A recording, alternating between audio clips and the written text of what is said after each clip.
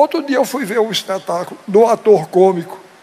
Eu não dei uma risada. Ele só fazia dizer palavrão. Eu não gosto, não. Eu só gosto de obscenidade quando é dito com inteligência. Pois bem, outro dia eu fui assistir um pastoril. Daqui, nosso. O sujeito fez uma coisa ótima. Foi apresentar as pastoras. Aí disse: está aqui 5 pastoras. Pata, Peta, Pita, Pota e Creusa. Assim eu gosto, não é? Não diz a vulgaridade e a gente... Eu tenho um amigo espanhol que ele vive quebrando as cristas comigo, porque ele diz que espanhol é mais bonito que português, e eu digo que é o contrário, português é mais bonito. Ele disse para mim: português é espanhol sem ossos. Aí eu disse a ele: você deixa de conversa, que espanhol é uma língua que tem sílaba demais nas palavras e palavra demais nas frases. E repare se não é mesmo. Em português, manhã, em espanhol, manhã, não. Tem mais uma sílaba. Desespero, desesperação. Aquele vestido que as mulheres usam, tomara que caia, né? Eu disse em espanhol, é plaza Dios que venga abajo. Aquele insulto grande é hijo de una muchacha que se ha olvidado de los consejos de su madre.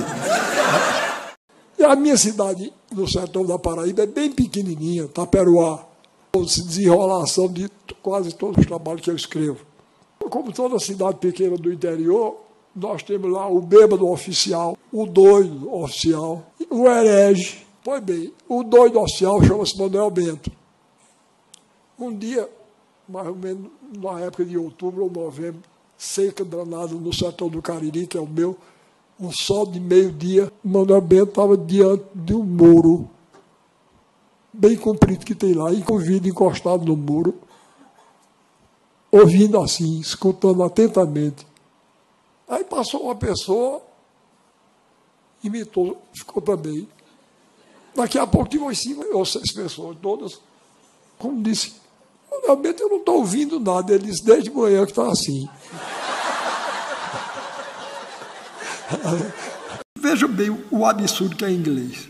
Se eu mostrar isso aqui ao analfabeto mais ignorante, eu digo: o que é isso? Ele diz: é um copo. Mas em inglês não é não. Em inglês é glass. Agora me diga, isso tem jeito de glass? Principalmente porque, além do mais, é uma língua pobre, o inglês, porque glass quer dizer vidro e glass quer dizer copo. Então, essa aqui eu vou dizer um glass de plástico. Um vidro de plástico, né?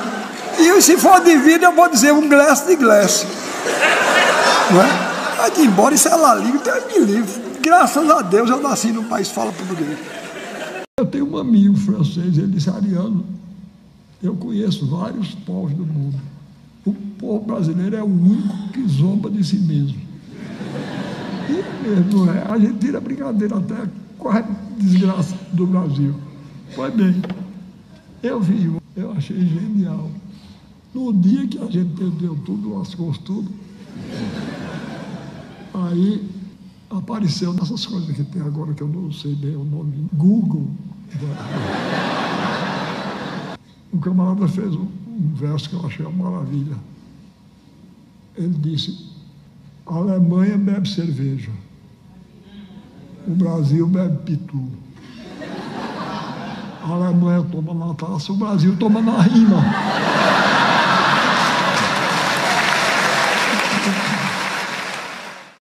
Até advogado eu já fui. Que me perdoe se tiver aqui alguém que é advogado ou que tem vocação para direito. Não leve a mal o que eu vou dizer, não.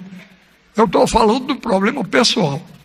No meu tempo, não havia essas opções que tem hoje, não. No meu tempo só tinha 3 opções: medicina, direito e engenharia. Quem era bom em conta de somar ia ser engenheiro. Não é o meu caso. Eu faço uma conta de somar 4 vezes, dá 4 resultados errados. Quem gostava de abrir barriga de lagartixa de manhã ia ser médico. Não gosto. E quem não dava para nada ia fazer direito. Meu caso. A minha mãe foi uma personalidade fora do comum. Ela ficou viúva, para você ter uma ideia, ficou viúva com 34 anos, com 9 filhos, no sertão da Paraíba. e criou todos, e nenhum deu para ladrão, nem para assassino. Então eu acho isso uma coisa extraordinária. Infelizmente a gente só tem uma vez para educar os filhos, né? Então, principalmente com os dois primeiros, Joaquim e Maria, eu fui severo em excesso, seguindo os passos dela, que ela criava a gente com rédea curta e tinha que criar mesmo. Porque não é brincadeira tomar conta de 9 filhos sozinha no sertão da Paraíba era duro. Então, ela adotava um processo que eu achava muito bom. Ela não chamava atenção na gente diretamente, porque ela dizia que falando podia perder o controle e dizer o que não devia e o que não queria. Então ela fazia uma carta. Essas cartas eram famosas entre nós, todos os filhos. Quando ela discordava de uma coisa, ela mandava uma carta. As duas paixões, os dois elementos que me abriam para o mundo, para a fantasia do mundo, para a alegria do mundo, eram o circo e o livro. Tá certo? Não foi à toa que eu coloquei no Auto da Compadecida um palhaço para me representar. É porque, para mim, o palhaço é a figura emblemática do ator. E o circo, até pela forma circular e uterina, é um emblema do mundo, é uma metáfora do mundo. Então, o que eu diria aos jovens de hoje é que, se possível, eles não deixem a leitura de lado, porque foi a leitura que me abriu para o mundo. A leitura foi uma coisa fundamental. Eu não posso entender o mundo sem literatura, tanto para ler como para escrever. Eu leio todo dia e escrevo todo dia. Outro dia um jornalista me perguntou se eu tinha o hábito da leitura. Eu disse a ele, não tenho o hábito não, eu tenho a paixão da leitura. Tá certo? Eu acho que, aliás, que um escritor é, antes de tudo, um leitor. Você não pode imaginar o encantamento que era para mim no sertão da Paraíba. Eu, logo que me alfabetizei, eu comecei a ler. Meu pai deixou uma biblioteca muito boa. Meu pai era um grande leitor, gostava muito de literatura. Foi na biblioteca que ele nos deixou que eu li pela primeira vez Essa de Queiroz, Machado de Assis, a Luísa Azevedo, Euclides da Cunha. Logo que eu comecei a ler aqueles livros, eu comecei a querer ser um deles, que passaram a ser os meus modelos de vida, os escritores. A estreia do Auto da Compadecida no Rio de Janeiro, essa me deu uma sensação de alegria muito grande. Foi. Porque, pelo seguinte, veja bem, eu era totalmente desconhecido. Aí eu entrei apavorado no teatro. Eu digo, agora chegar eu aqui com essa peça, com Padre Cícero, cachorro enterrado em latim, minha Nossa Senhora. Inclusive porque a maior parte da plateia era interessada em torcer contra, porque eram participantes. Das outras peças? Sim. Quando terminou o primeiro ato, os críticos que estavam lá e que iam ser os julgadores, correram para mim e disseram, termina a primeira parte, morre todo mundo, né? Todo mundo é fuzilado. Aí eles disseram, nós estamos apavorados, como é que você... daí do terceiro ato, aí eu disse para eles, olha, eu assumo a responsabilidade, eu só estava com medo do primeiro e do segundo ato. Desse agora eu assumo a responsabilidade. Nós demos um espetáculo numa cidade chamada Belém de São Francisco, lá no Alto Sertão. Eu fiquei apavorado quando eu vi, porque eu espero ir para o teatro. Quando eu cheguei era da Praça Pública. Pois eles ouviram em respeitoso silêncio, do jeito que vocês, e vibrando, batendo palmas. E quando terminou, eu vi um dos maiores elogios que eu já ouvi na minha vida. Uma velhinha do povo chegou junto de mim e disse, eu nunca pensei, professor, na minha vida, antes de eu morrer, ver o espetáculo. Eu sou muito mole.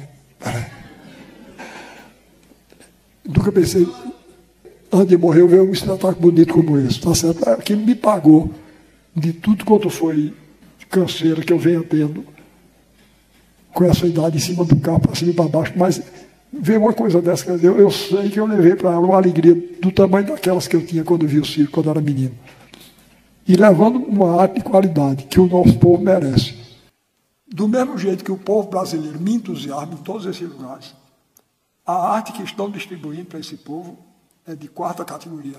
E estão nivelando pelo gosto médio, atrás do mercado. Eu liguei à televisão outro dia e tive a pouca sorte. Quando eu liguei, estava apareceu uma tal de uma banda Calypso. Olhe, eu vou dizer uma coisa, o negócio era o seguinte: se você quiser me conquistar, você tem que suar.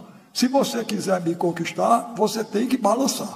Se você quiser me conquistar, você tem que rebolar.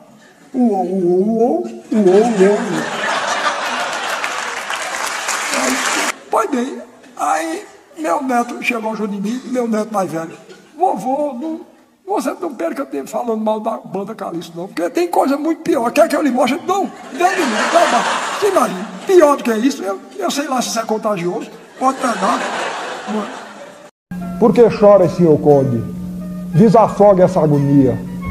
Me dê a sua tristeza que eu lhe dou minha alegria. Olha que beleza, isso é uma frase de mulher mesmo, coisa bonita, hein? Né? Olha, que coisa bonita. E o miserável não se porta à altura. Eu gosto muito do poema. Eu tenho raiva do Conde, que eu nunca vi um Conde mais safado do que esse. Tá certo? Olha, eu tenho uma admiração enorme por mulher. Eu acho mulher é melhor do que homem.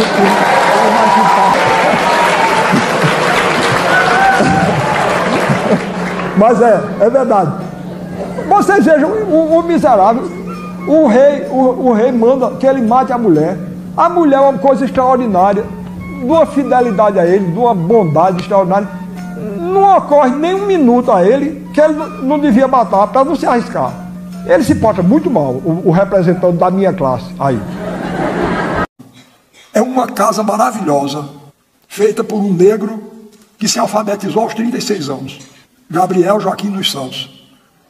Ele fazia essa casa com caco de cerâmica, de copo, de prato. É toda feita de caco, mas é uma cor, é uma coisa linda a casa. Ele saía pegando caco, e criando. Vejam o que ele escreveu. Não tive escola, aprendi tudo com a ventania. Que coisa linda. Só aprendi a ler com 36 anos. Foi um menino, meu vizinho, que me ensinou as letras. Depois que estudei a cartilha com ele, pude ler a Bíblia. Vivo sozinho na casa da flor. Nunca me casei nem tive filhos. Se não fosse assim, eu não podia ter feito a casa. Repare, celibato arquitetônico. Não é? É um herói. Eu só acredito em gente assim, apaixonada. Porque se o sujeito for muito racional, ele fica em casa, que não tem futuro não. Essas duas pedras, elas são um marco de divisa entre a Paraíba e Pernambuco, lá no Alto Sertão. A pedra de cá é Pernambuco, a de lá é Paraíba. Aí eu disse: eu vou fazer um marco, um santuário, em homenagem ao Aleijadinho. O nome dessa pedra é Pedra do Reino. Aí eu botei Ilumiara, Pedra do Reino. O nome Ilumiara eu inventei. Eu gosto muito desse nome, Ilumiara. É bonito, não é? Primeiro tem a ideia de iluminar, iluminura, luz. Iara quer dizer altar. As aras de pedra, eu me lembrei desses gigantescos altares de pedra que os povos contemporâneos do Velho Testamento erguiam em homenagem às suas divindades. Essas esculturas do século XX e XXI, então colocá-las aí como homenagem ao grande escultor brasileiro do século XVIII. O maior filósofo de língua portuguesa do século XVIII, o século de Kant, era Matias Aires. Quem foi que já ouviu falar nele aqui, na universidade? Somente um estudante levantou a mão. Eu disse: vocês estão vendo? Matias Aires, o maior pensador de língua portuguesa do século XVIII, era brasileiro e paulista. E vocês todos já ouviram falar em Kant aqui. E falar em Matias Aires, só aquele companheiro aí. Aí eu virei para ele e disse: me diga uma coisa, você aí, você leu algum livro de Matias Aires ou ouviu falar dele numa aula? Ele disse: não, senhor, é porque eu moro numa rua que tem o nome dele. Tá certo? A gente ri porque a história é engraçada, mas o que está por trás disso é muito ruim, não é? Eu mostro sempre esse cartaz. Foi de uma exposição que se fez no Museu de Arte de São Paulo e que diz assim: arte no Brasil, uma história de 5 séculos. Eu mostro esse cartaz em todo canto porque isso é um sintoma de uma coisa muito ruim que acontece com a sociedade brasileira. Vocês vejam uma coisa, por trás dessa simples frase tem um preconceito enorme. Arte no Brasil, uma história de 5 séculos. Isso significa que a arte no Brasil só começa quando os portugueses chegam. Quer dizer, todo o passado rupestre, por exemplo, do Brasil está ignorado por isso aqui. E, no entanto, essa arte rupestre existe. Isso é um baixo relevo em pedra, de uma pedra enorme que tem no sertão da Paraíba, na região da Caatinga, na Paraíba, Agreste, que se chama a Pedra do Ingá. Vejam que beleza, é um baixo relevo, que coisa bonita, medonha. Olhe que beleza de desenho. Isso é um desenho rupestre da Serra da Capivara, no Piauí. As pessoas que não têm um conhecimento mais diário com a arte, às vezes pensam que isso é um veado mal desenhado. Não é não. Isso é altamente bem desenhado. Eu gosto muito de uma história que aconteceu com Matisse. O grande pintor francês foi do nosso século, né? Matisse, uma vez, fez uma exposição. E quando ele chegou lá, ele era muito engraçado assim. Quando ele chegou, estava um homem rindo diante de um quadro que representava uma mulher que ele tinha pintado. E o homem às gargalhadas. Aí ele disse, por que é que o senhor está rindo? Ele disse, porque essa mulher está com a barriga verde. Ele disse, meu senhor, isso não é uma mulher não, isso é um quadro. Na verdade, isso é uma coisa lógica. Goethe dizia uma frase que eu acho genial. Ele dizia, um pintor que pintasse um cachorro igual aos cachorros que existem, não teria feito um quadro não, teria conseguido somente um cachorro a mais. Eu trouxe uma fotografia de uma casa popular africana, que é muito bonita, e uma casa popular brasileira, que é muito bonita. Essa aqui são fotografias de outra querida amiga minha, que é uma grande fotógrafa também, Ana Mariani.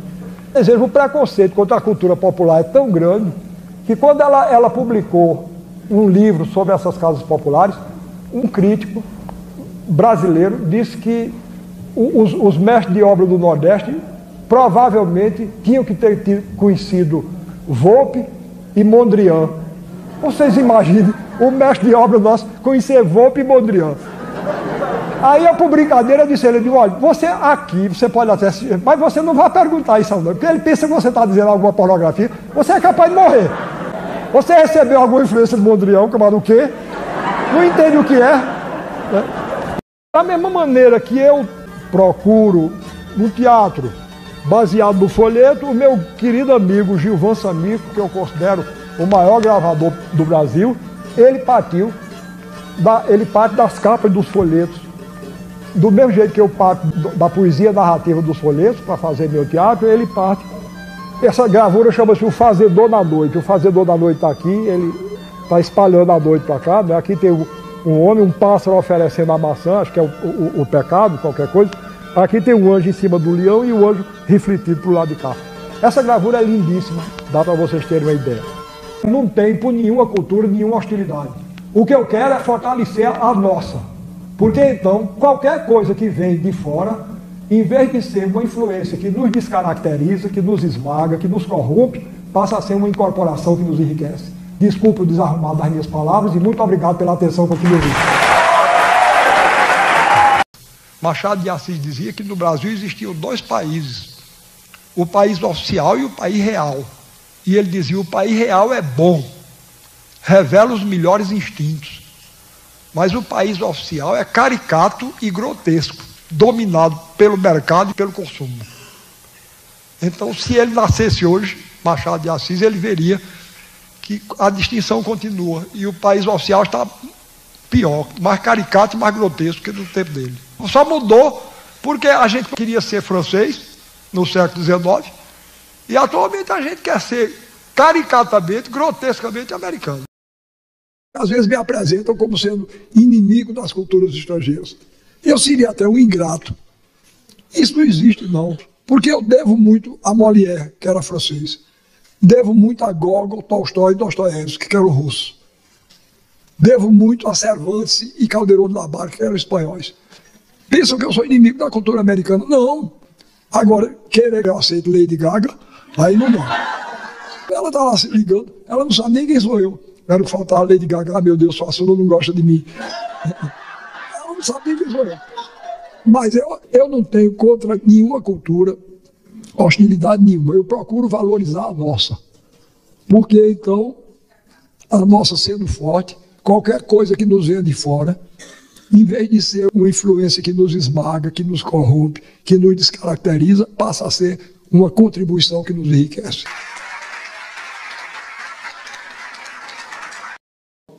Eu procuro fortalecer a nossa cultura, porque se a nossa cultura se mantiver fiel a si própria, a cultura é a sede da alma e da honra da nação. Então, eu não permito, na medida das minhas forças, eu não tenho poder político, não tenho poder econômico, mas tenho uma língua afiada desgraçada. Eles querem destruir as nossas peculiaridades, as nossas singularidades no mundo todo, porque no dia em que tiver todo mundo se vestindo do mesmo jeito, falando do mesmo jeito, aí a gente é muito mais facilmente absorvido. E isso eu não quero. Então, não tem preconceito contra ninguém.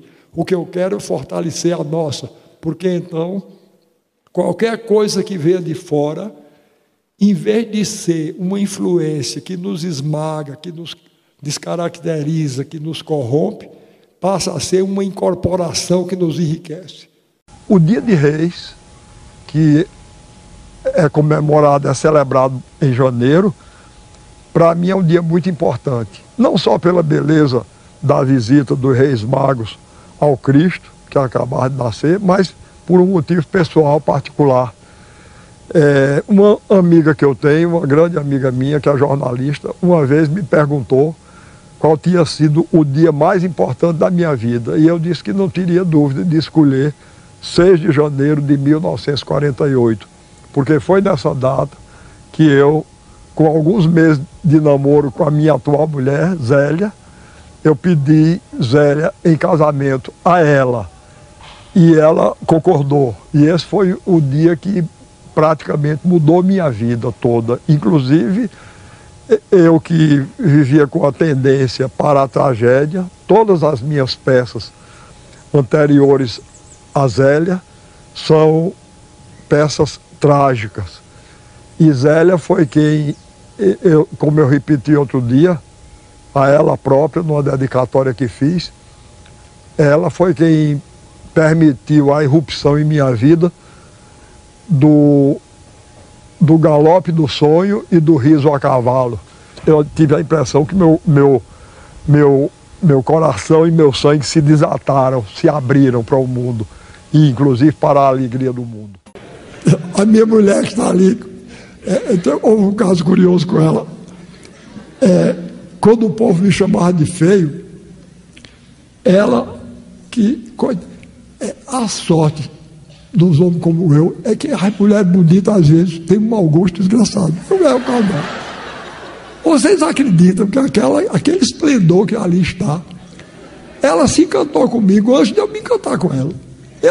A primeira vez que ela me viu, eu não dei nem cartaz. Pare que atrevimento. Ela encantada para meu lado, e eu não dei nem bola, não dei a menor importância. É porque ela era muito pequena, ela tinha 13 anos nesse tempo, e eu já tinha 17, aí eu nem olhei para ela, e ela disse que toda encantada para mim. Foi no cinema que a gente se encontrou. 4 anos depois, aí ela já estava com 16 anos. Olhe, vocês não podem imaginar que beleza. Aí eu vinha numa rua que tem lá no Recife, chamada Rua Nova. Quando eu olhei, a rua estava toda iluminada. Era ela, com esses olhos agateados dela, estava iluminando a rua toda. Aí eu fiquei encantado. Eu cheguei em casa, eu disse à minha irmã Germana, eu disse, hoje, na Rua Nova, uma galeguinha maravilhosa, linda, olhou para mim com cara de alma que está pedindo reza.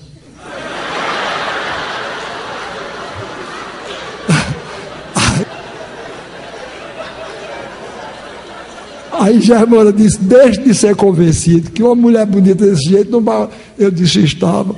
Pois bem, uns 3 ou 4 dias depois, vejam as coisas como tem que ser. Ela estava na igreja, na calçada da igreja de Nossa Senhora da Conceição, na Rua Nova. Só podia ser. Foi um presente da Compadecida para mim. Pois bem, aí ela estava lá, aí chegou minha irmã e disse, Ariana, é verdade mesmo. A galeguinha que você disse, chama-se Zélia, é irmã de uma colega de trabalho minha. E minha colega de trabalho disse que ela é toda encantada com você. Que beleza. Aí eu digo, não, agora não me escapa mais não. Aí, alguns dias depois, eu vinha na Avenida Guararapes, quando olhei, ela estava na fila de ônibus. Aí eu me aproximei dela, Zélia, eu já sabia o nome dela. Zélia, você se incomoda de me conhecer assim, sem ninguém nos apresentar? Ela disse, não, ela era meio atiradinha também. Aí quando foi alguns dias depois, ela me mandou convidar para eu ir para uma festa. Aí lá nós fomos a noite todinha e foi aí que começamos a namorar. Era o dia 20 de agosto de 1947. E até hoje não acabou, nem vai acabar, nunca. Foi paixão mesmo. Foi amor pro resto da vida.